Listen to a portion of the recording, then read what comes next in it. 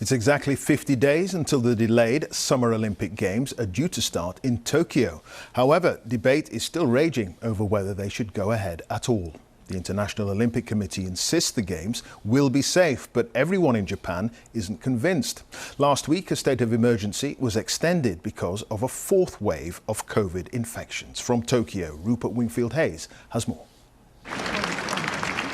This is sport in the time of COVID. Cheering is strictly forbidden, masks are mandatory, and thermal cameras scan every passing body. It's Sunday night in Kawasaki, and for the football fans flocking to watch their local team, all of this is now routine. I'm going to take all prevention measures we can take, and we'll be watching the game away from other fans. Inside, just 5,000 spectators are allowed.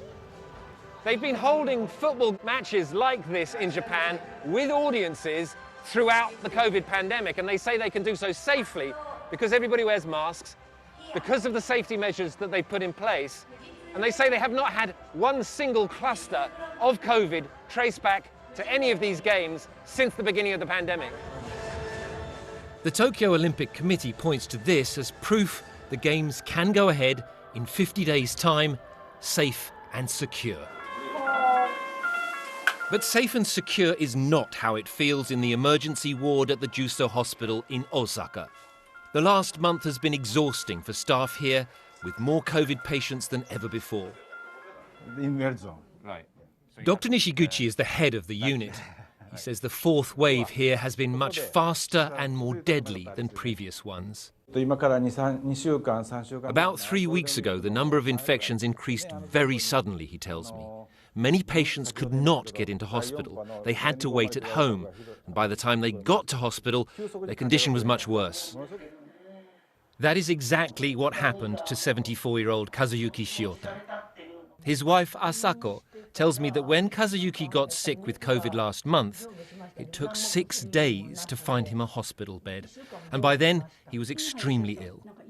His daughter Makiko doesn't want to show her face, but it's clear who she blames for her father's death. This country is run by politicians who take people's lives so lightly and want to go ahead with the Olympics. We have lost 2,000 people in Osaka.